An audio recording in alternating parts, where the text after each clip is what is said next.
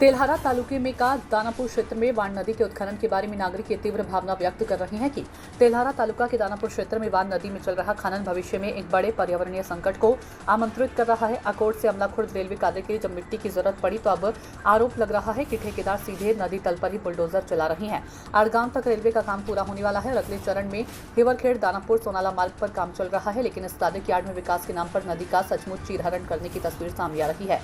स्थानीय लोगों के मुताबिक इलाके में चौंकाने वाली चर्चा चल रही है कि दरअसल नदी को 21 फीट की गहराई तक खोदा जा रहा है, जबकि सरकार की इजाजत सिर्फ 3 मीटर की है।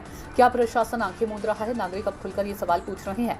संदेह गहराता जा रहा है क्योंकि संबंधित विभाग के अधिकारी चुप्पी साधे हुए हैं, जबकि दिन दहाड़े नदी तल से बड़े पैमाने पर मिट्टी की निकासी हो रही है।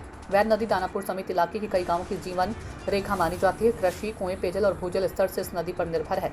यदि आज नदी तल को गहरा कर प्राकृतिक प्रवाह को बाधित किया गया तो कल क्षेत्र के किसानों को सूखे कुओं और टैंकरों पर निर्भर रहना पड़ सकता है। हमें रेलवे चाहिए, नदी को कष्ट करके नहीं। ऐसी आक्रोशपूर्ण प्रतिक्रिया अब ग्रामीणों की ओर से सामने आ रही है। यदि विकास के नाम पर भविष्य का पानी छीन लिया जाएगा तो ये विकास वास्तव में किस लिए है? ऐसे सवाल नागरिक भी उठा रहे हैं। जरूरत तो सिर्फ चर्चा करने की नहीं बल्कि नदी को बचाने के लिए एक साथ खड़े होने की है। अन्यथा कुछ लोगों के फायदे के लिए भविष्य में पूरे क्षेत्र को पानी की कमी की भारी कीमत चुकानी पड़ सकती है। संवाददाता धनराज सबकाल की रिपोर्ट।